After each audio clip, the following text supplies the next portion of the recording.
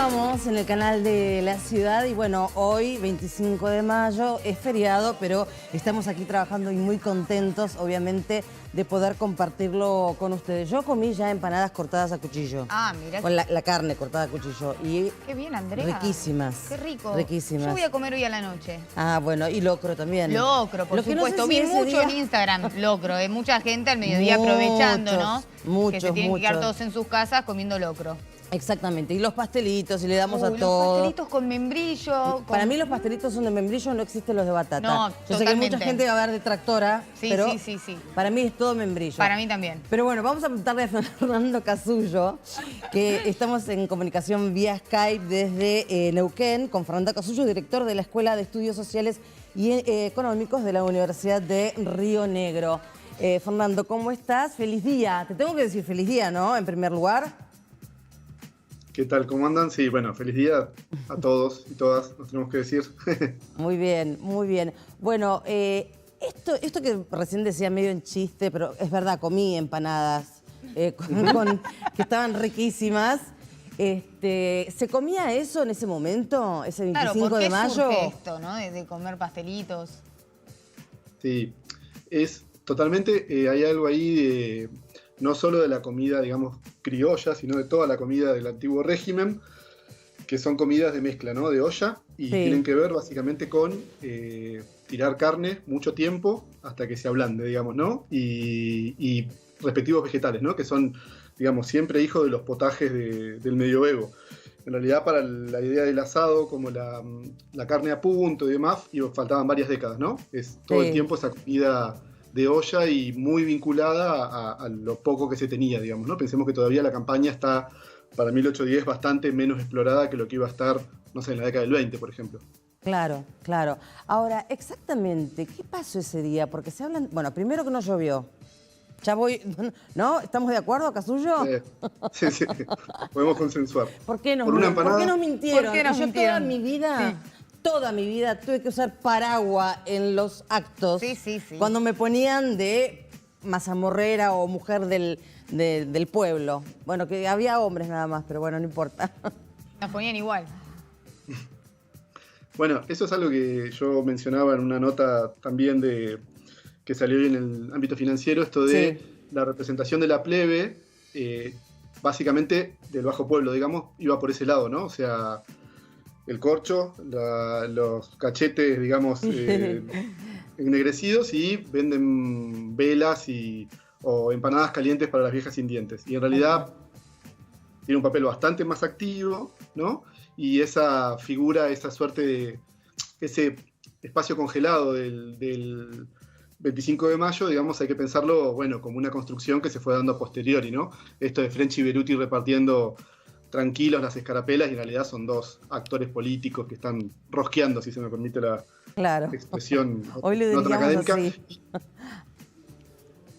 Así. Sí, digo, y sobre todo que el 25 de mayo pensemos que es toda una semana que viene de convulsiones, o sea, en realidad vienen de meses de convulsiones, pero sobre todo a partir del 18 de mayo medio se va como recalentando el conflicto, y de hecho el cabildo abierto es el del 22. Donde se zanja con esta especie de truquito que hace Cisneros, qué sé yo, y el 25 es una lógica bastante más cerrada. La figura del vecino es una figura en el antiguo régimen muy propia de los sectores, digamos, de la élite, y siempre digo lo mismo, ¿no? Y esos actos que ustedes mencionaban muestran como que ese cabildo se entró casi como que ya estaba todo cocinado, fueron a firmar, y en realidad es un cabildo súper áspero.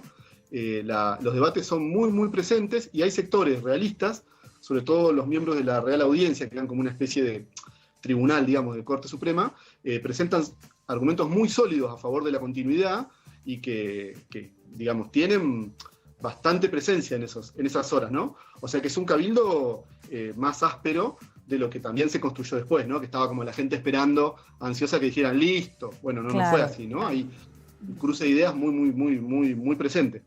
Fernando, ¿y por qué siempre se habla de morenistas y saavedristas? O sea, ¿había una grieta ya ahí? Yo creo que, grieta en que realidad, salga, ¿no?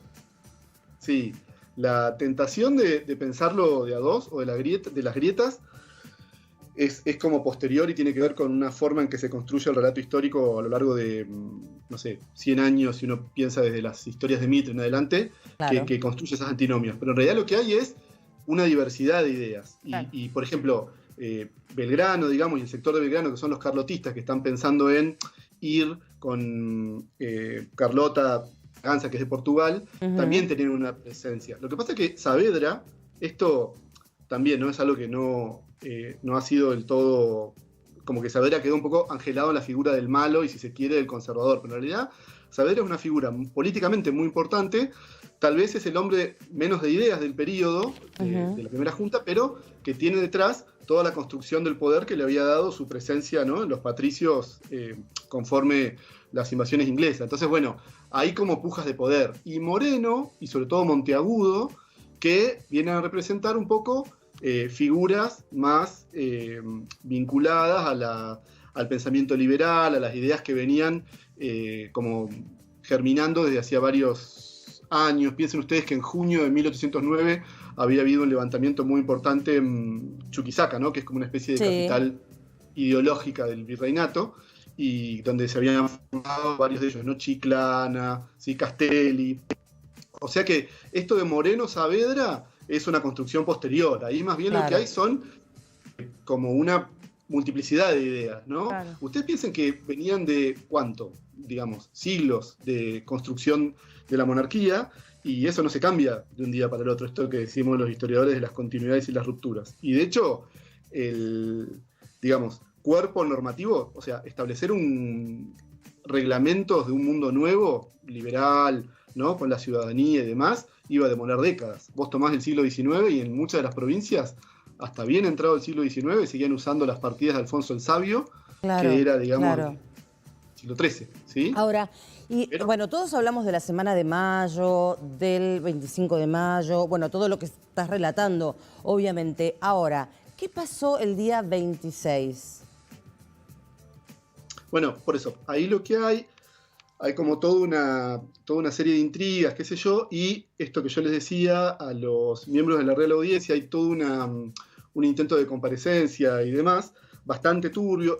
Yo siempre digo esto de pensar y medir lo simbólico en el contexto del antiguo régimen, ¿no? Y uno de los miembros de la Real Audiencia entra a hablar con esta nueva junta, con la primera junta, portando un escarbadientes en la boca, que hoy nos parecería, no sé, una grosería.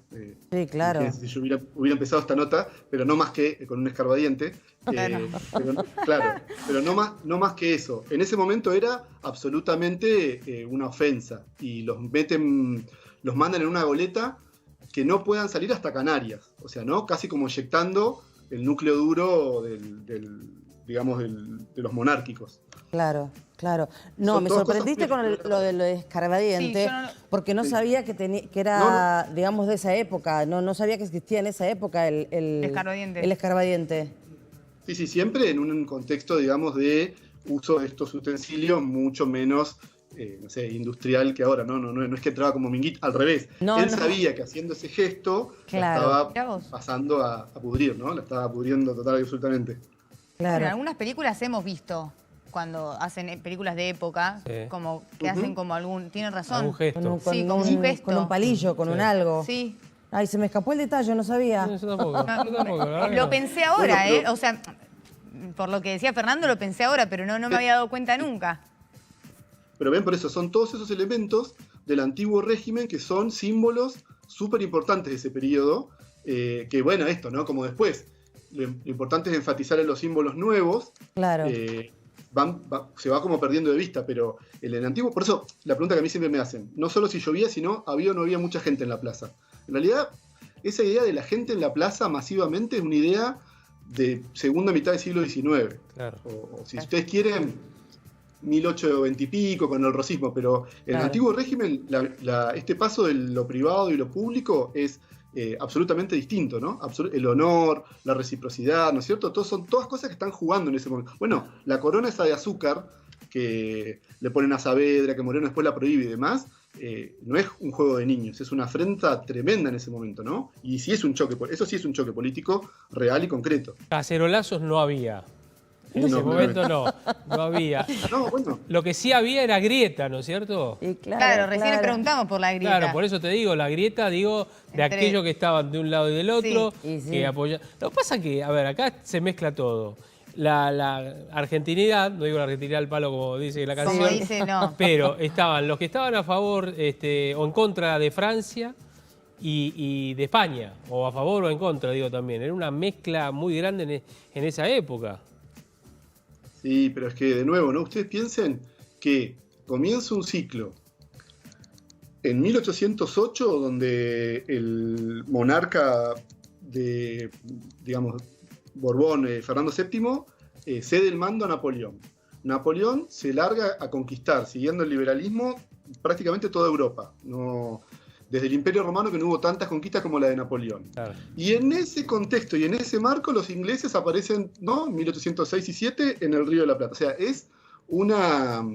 el mundo estaba muy convulsionado y es como que se mezclan las nuevas ideas del liberalismo, ¿no es cierto?, contrarias a lo monárquico, a las sociedades estamentales, cierta idea de igualdad ante la ley y demás, pero también las cuestiones de una nueva economía que está construyéndose, ¿no?, producto de cierto intercambio mercantil. Y todo eso, completito, impacta en el Río de la Plata, que ya venía muy en una transformación propia por las reformas borbónicas, digamos, que medio que habían sido el último intento de los españoles, y sobre todo con la presencia de los Borbones como una nueva dinastía, digamos, el último intento de hacerse del poder. Entonces, por ejemplo, los habían corrido los criollos de los cargos de poder, que de nuevo, ¿no?, en el antiguo régimen, los cargos de poder son fundamentales, y vemos que había un 20 y pico % de criollos para ese momento. Por mí, una cortita que me interesa saber si hoy se estudia así la historia, la que nos estás contando vos, o sigo con el libro de, creo que se llamaba Ibáñez, ¿no? Con todo el respeto que le tengo a Ibáñez.